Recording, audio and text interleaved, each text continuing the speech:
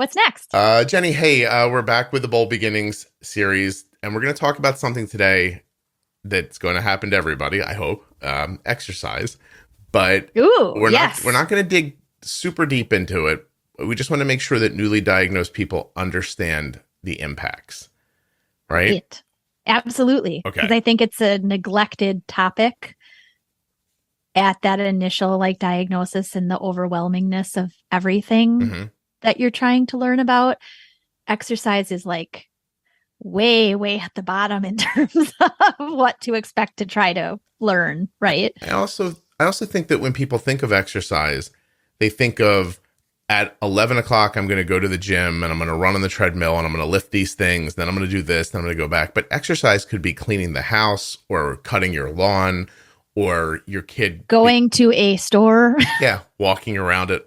What did we say? Walmart in the variable series? Yes. Or something. I think so. Yeah. Shopping, anything that takes your level of activity from where it kind of normally is to an elevated place, because your settings for your insulin are usually set up for when you're sitting in school or at work or sleeping or whatever. Right. And then, okay, so let's just explain. I'm going to ask you to do it. What happens when there's two kinds of exercise?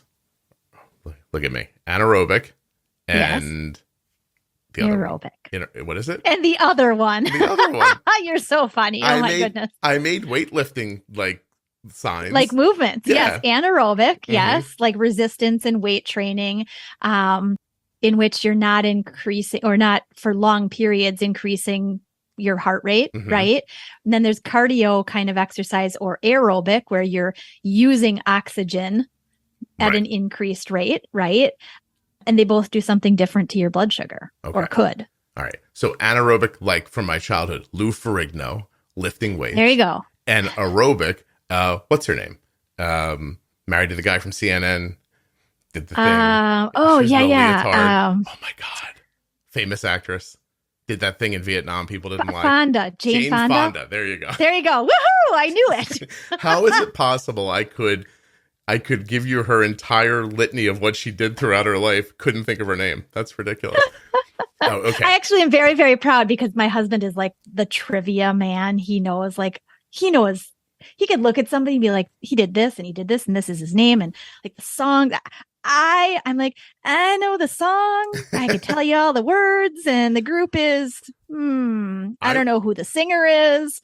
I'm worried that I didn't go to Olivia Newton-John. I was just trying to think of people who used to make VHS tapes of them working out in leotards. So you would work out in your living room. But there you go. So the point is that there's two different kinds of exercises you might get involved in, and they have two different impacts. Is that correct?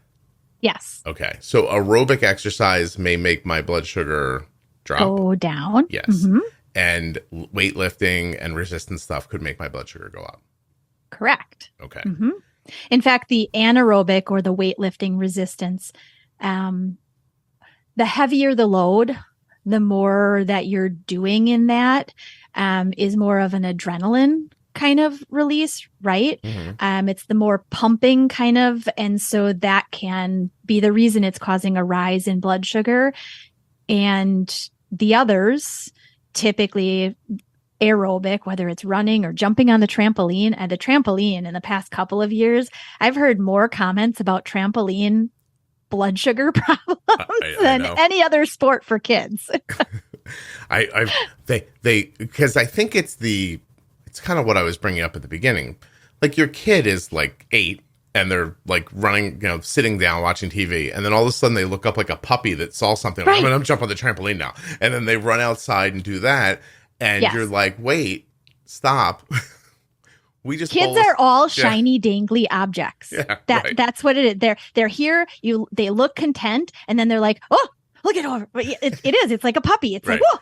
Look at, there's a squirrel over there. So there's these two situations you might fall in. One, that soccer practice is at 6 o'clock and you can prepare for it in one way. And two, your kids start chasing each other around the house and run up and down the stairs 75 times, 45 minutes after they ate with a bunch of active insulin inside and your blood sugar tanks. Right. So no one tells you about that when you're diagnosed with diabetes. No, not at all. And if you are, again, in the kid category or even the teen category, and teens are very much in that sedentary, might move, oh, somebody comes over. It's the same, really. And so you have to consider those really like quick spurts of activity could be lengthy. They could be 10 minutes and your kid is done. And they're like, I want to sit down and read a book again. Yeah. Right. So paying attention in those times can give you like future vision then to what to maybe do.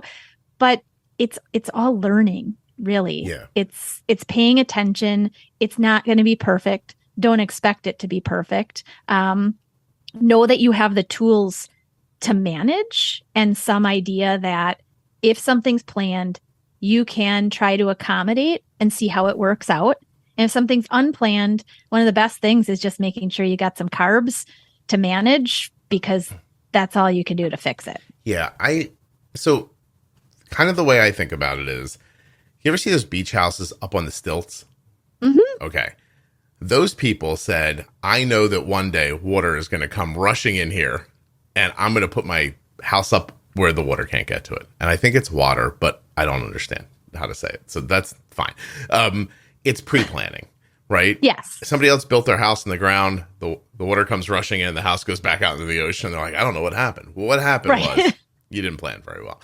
So the way I see all this is not that Arden doesn't have fluctuations around exercise if she's not prepared for it, but rock solid settings and rock solid understanding of how to bolus for meals so that you don't end up with a lot of insulin in the body that's not accounted for. Correct. Like for need. So if Arden does not prepare to like go downstairs and get on the treadmill and run, she will get low. Absolutely. Absolutely. I will too. Yeah. But she'll get low like 66 and then she'll need something and it'll bring her blood sugar back up. She doesn't go from like 95 to 20. Like it's not like some crazy drop, because she won't go running when she's got meal insulin active. Because she knows better at this point. Right. Because that's going to make her blood sugar low. So I think most of activity is not having active insulin or cutting your basal if you're on a pump in a way prior to the activity where you kind of create one of those black holes so that the drop can't drop because there's nothing there to pull it down. Because we call it a drop, but it's not really a blood sugar drop in this scenario. It's a pull, but that doesn't make any sense, right? Well, I think what I've seen in a time frame, which might make sense for, again, more newly diagnosed, is the common time period when you haven't accommodated before more spontaneous exercise, whether it's insulin or extra food or however you're going to do it. If you haven't accommodated 15 to 20 minutes into movement that's aerobic is a drop zone. And again, not drop like over a cliff. It's, you might have been floating along pretty stable and it's definitely going to start nudging down. Right. Yeah. So that's a time frame, at least, that may give a little bit of reference to people who are new to trying to figure out what to watch for. Right. And I think if you find yourself in a scenario where blood sugars are dropping and rising and you don't understand why, you're going to be more susceptible to a problem during exercise as well. Right. Because it just really did strike me, as I just said, that calling a blood sugar drop a drop makes it feel surprising. The word usage makes it feel like it's unknowable. It just happened. It just dropped out of nowhere. Like those are the phrases people use. But that's not really the case in most situations. It's you have some active insulin. It's taking sugar out of your blood sugar number is falling because of that. Then suddenly you start exercising and there it is. I mean, I would think that if you made me just give one piece of advice, I'd say do not exercise aerobically with active insulin on board. I think that's and if you do know how much carb you may need to cover, the active insulin that's there with, again, spontaneous activity and whatnot in kids is pretty much the whole day, outside of what you can plan in schools and that kind of thing. But if it's spontaneous and you've got active insulin because you didn't plan to go out and jump on the trampoline with 4 friends after lunch, you got this insulin, it's going to need some additional food beyond what it was given to cover. Yeah. Because the exercise is mobilizing that insulin faster. And not just in a situation where you unexpectedly find yourself doing something, but what happens when you eat dinner and then go to baseball practice? Right. Right. Like that's what do you There's a do? plan. Yeah. There you can, you can work. Also, you have to sort of understand, Jenny mentioned adrenaline a little while ago. Baseball is a good example because it's not a ton of running around for the most part. Right. But people will say, how come my kid's blood sugar gets high in a baseball game, but not at a baseball practice? And it could just be because there's no competition at the practice. They don't feel like a sense of competition. So there's no adrenaline rise. These things take time to figure out, honestly. They do. But I'm not just self-promoting here, but if you listen to the Pro Tip series, that should teach you how to keep things more stable. And then you should have an easier time being able to see what's going on in these situations so that you can adapt to them. Absolutely. Yeah. Some stuff from people here. How do I adapt existing routines and lifestyles for diabetes, like swimming, summer, camping, hiking? It's what we're talking about. It might be what you're eating. You might eat something with more protein in it, more fat in it to hold your blood sugar up longer. You may do temp basal decreases before activity to help that. Again, all that's in those episodes. But I just think it's important for people who are newly diagnosed to understand that it's going to happen because people don't tell you that. And then there you go. Right. So correct. And then it's scary. It becomes scary because nobody told you to expect that this activity that your kid loves to do, but it's sporadic, is going to do this versus this. And you see this feedback from the person said, my son was in baseball and swimming when he was first diagnosed. The doctor flat out told me he would have to rethink the sports he was playing. Isn't that crazy? For things that would work around his diabetes while we were learning how to manage the disease. I was led to believe he could not live a normal life with sports. But of course he could. Oh my gosh. Yeah. I feel so bad that they were told that. Yeah. That's terrible. It really is. Meanwhile, the tight end for the Ravens has type 1 diabetes and you have type 1 diabetes and you run for some reason. I don't understand why. And and so do a lot of other people, right? There's been professional baseball players on this podcast who have type 1. It is very doable. But you need to do the things you need to do. That you have to have your basal right. You have to understand how to bolus from meals. You have to understand the impacts of different foods. And now you have to add understanding how to keep active insulin away from certain activities. Or if you become a bodybuilder, you might find yourself bolusing before you work out.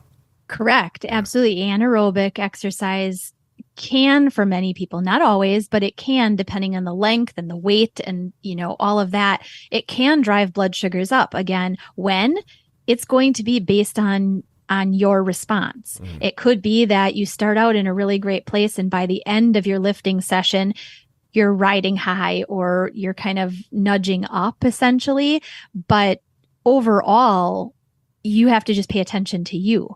Some of the lifters that I've worked with have taken a bolus at the beginning of a lifting session to accommodate and avoid a rise. Some of them have set a temporary basal to accommodate for that.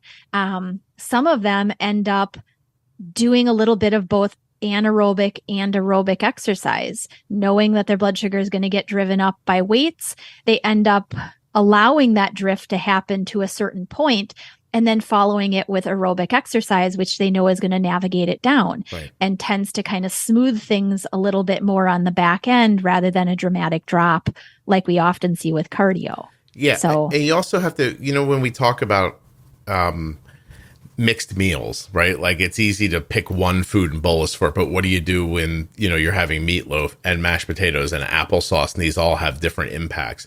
Also, you could head out into the backyard to move a pile of rocks, which you would think, well, that's lifting. Except what if the pile of rocks is 45 feet from, so now you're lifting and then you're walking, right? And then you're lifting and then you're walking. You're having two different impacts. So you could end up doing something like that in the backyard, for example, and it not looking on your blood sugar like anything happened. Because you could be getting a pull down from the aerobic and a push up from the anaerobic. And anyway, this all, you know what? I always say the podcast makes things seem simple, but Jesus, that seems like a lot to think about. But it's very doable. And I think that's the important thing. But everything starts, in my opinion, with understanding how insulin works, like with everything Absolutely. else. So, okay. Well, thank you very much. I appreciate you doing this. Of course. Okay. Always. I'll talk to you soon.